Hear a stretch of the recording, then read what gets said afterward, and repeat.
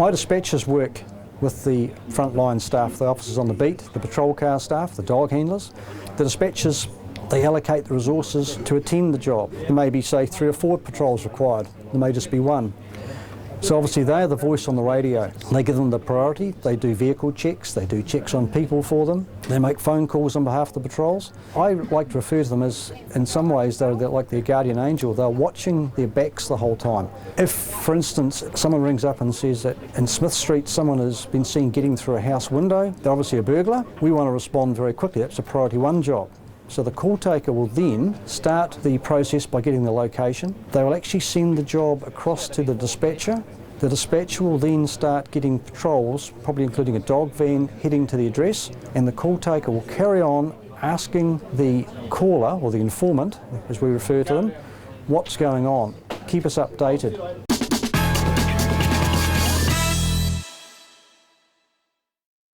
people, they were seen on the fence with some computer property, have since gone back into the property. 1 had a white t-shirt on, but nothing else. Receiving. Yes, sorry, just had an update. Someone's just got into a white 4x4 heading towards Fitz.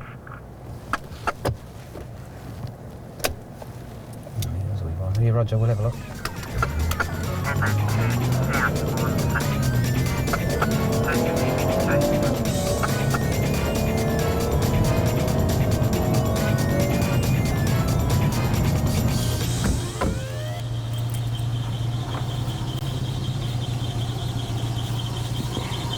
There you go, mate. Yeah, mate.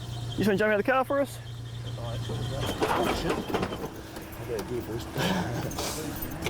Pardon? Yep. What's wrong? Just jump out of the car for us, mate. Just jump over on the side for us. You see what's going on here, mate? Yeah, just jump over on the side for us, mate. Yeah, just okay. Business as usual, mate.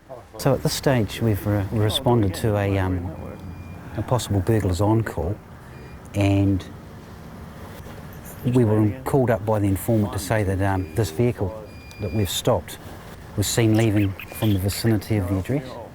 Now we pulled this guy over, obviously just want to have a wee chat to him and find out what his story is. So he's extremely nervous, he's sweating. I mean, it's a cold night and he's sweating profusely. And he's very well known to us for this kind of thing. Not saying that that's what he was there for, but it could be a coincidence. So what we're doing now is there's a dog unit at the address, and he's tracking to see if there's any property or another person there, and then another unit will go to the address, speak to the informant, find out exactly what they've seen, and to see whether this man here's got any role in it. So just at this stage we're just finding out who he is and trying to get his sort of story about what he's been doing and what he's been up to. Yeah, sweating quite a lot. You've been running or? No, these guys putting shits up the lid. I don't know what's going on. just to let you know while we're talking to you, there's just been a report of a burglary in the street you just come around from.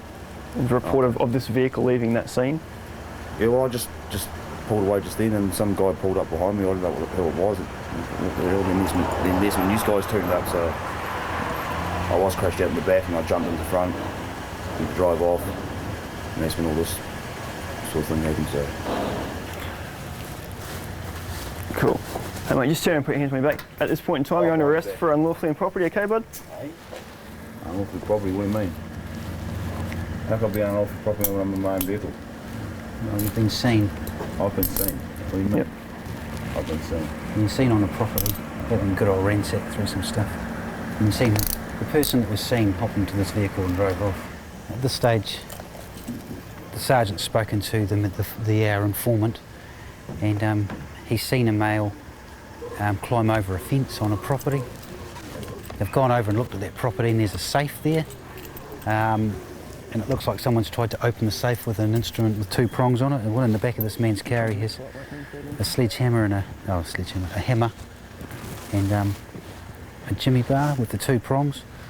So we'll see if these actually match that. The other thing too is the informant has told us that he's seen the male climb over the fence, run off and jump into this car. So at this stage this man's under arrest for unlawfully on property, and further inquiries are revealed to see what he's actually charged with. So at this stage he'll be coming back with us while other cops at the scene just make some further inquiries. So I'll just secure these in the boot, lock up his car, and we'll take him back. At this stage, the information we've got, we're going to charge him with burglary. Now, given his history and his previous charges, we're going to be opposing his bail. So once he's been put through our books and given a room down the back, he'll be appearing in court first thing in the morning. So it's 5 in the morning now. So once we've done that, we're going to shoot upstairs and we're going to do the arrest file paperwork, so it's all ready for court. Probably one of the big frustrations are that, like if I use 111 for example, Telecom take about 2.7 million 111 calls a year. Only 10% of those are actually genuine emergency calls. That is, to need to protect life and property. People call up for all sorts of obscure and at times stupid reasons. If it's an emergency, if life or property is threatened, call 111. If you've lost your car keys, that is not an emergency. You can use the general line to the police. But in the end though, if you have a situation you're not too sure what to do, 111, yes, that's what it's for. It's there. But it's the silly things. And we've had some amazing 111 calls. Some have been very, very humorous. But at the same time though, I don't want one of those calls to prevent someone, a genuine caller, getting through, and someone ultimately could lose their life because of it. The single biggest thing that we could do that would reduce workloads for police officers, that would make the community safer, that would reduce the number of victims in terms of assaults and family violence, is dealing with this enormous elephant in the room, which is intoxication. Until we get to grips with stopping people from becoming drunk routinely and seeing it as okay to do that, it's pretty difficult to see how we're going to make major improvements. Alcohol is New Zealand's biggest crime generator, and you can't go past that.